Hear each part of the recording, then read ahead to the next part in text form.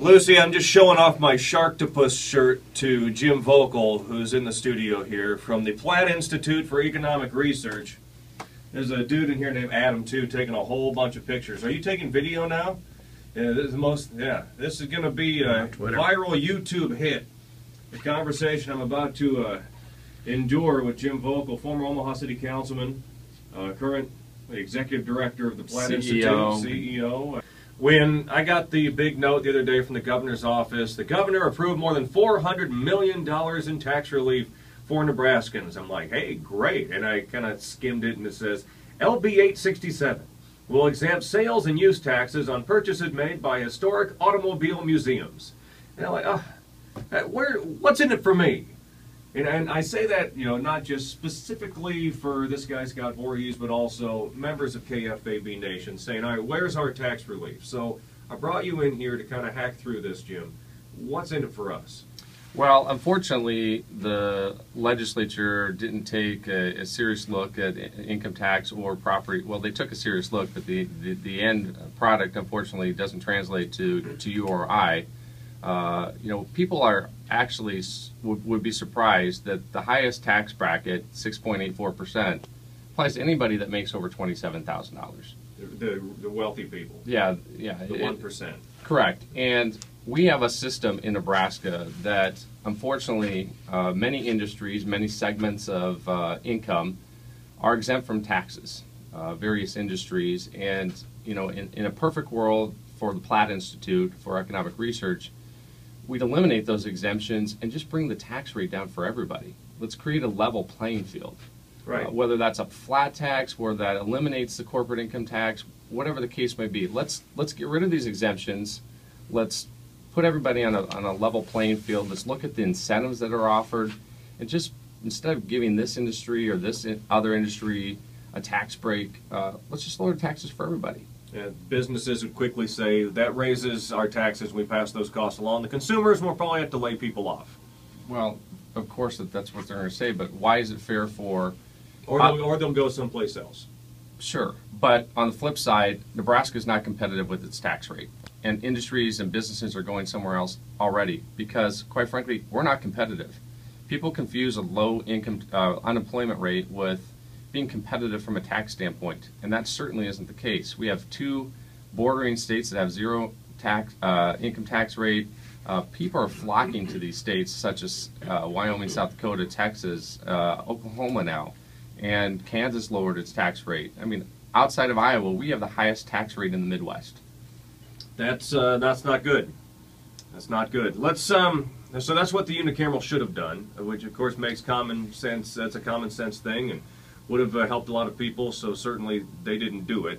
The governor's touting more than $400 million in tax relief for Nebraskans. I'm not exactly seeing the tax relief for, you know, Joe Nebraska on here. So let's look at what they did and how that either benefits or falls short of benefiting members of KFAB Nation and taxpaying Nebraskans. So what did they do, and how does that benefit us, Nebraska taxpayers? They did three things. First, they indexed the brackets, and what that prevents, or what that takes care of, is that wages increase because of inflation, and therefore you're pushed into higher brackets, but your purchasing power doesn't increase. So they adjusted the brackets. That will result in a little bit of tax relief for you on the income side. Second thing is they eliminated or lowered the tax rate as it relates to Social Security income.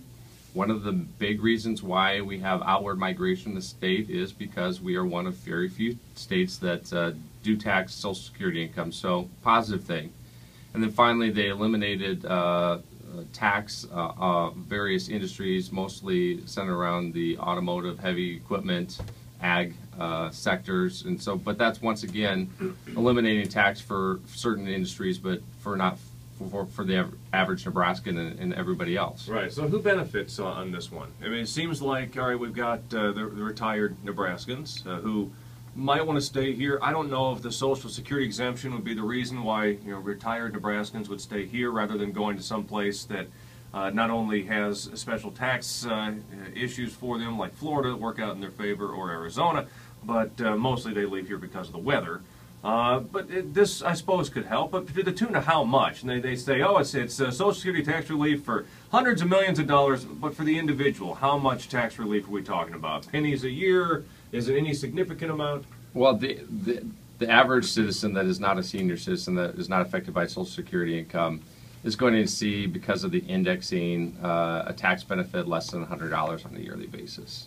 That's what it comes down to. I guess every little bit helps, but it's better than a kick in the face. But we would like to see broader tax reform happen in the state. As I mentioned before the break, we're not competitive with the 6.84 on the individual side and 7.81 on the corporate side. So all these things add up, and then certainly the property tax situation in Nebraska didn't get necessarily the outcome that people expected, but I also want to let the public know that the state really has very little to do with property taxes in the state. They can either look at the assessed value of certain land classes, or they can increase the property tax credit that you see.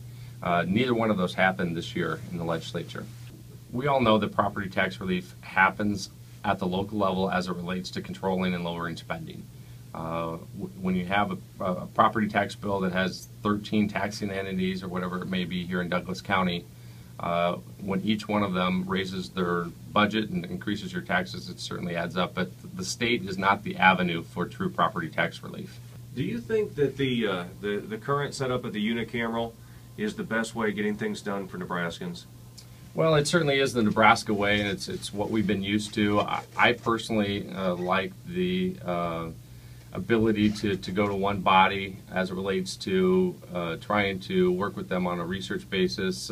Certainly, it avoids a higher budget as it relates to having two houses, as most states do have. I think it's worked here in Nebraska. I think that the nonpartisan aspect of it has worked fairly well as well. It's just the matter, what I see at the Unicameral is we don't attract necessarily the best of the brightest when you pay somebody $12,000.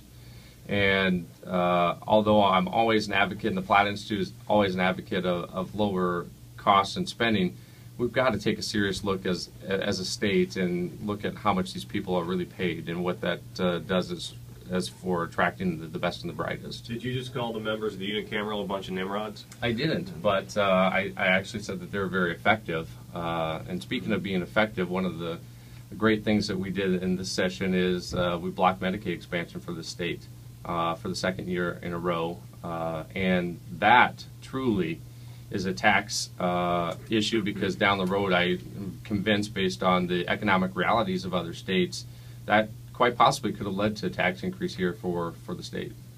All right, Jim Vokal, Platte Institute for Economic Research, online at platteinstitute.org, correct? platteinstitute.org. I appreciate you coming in here.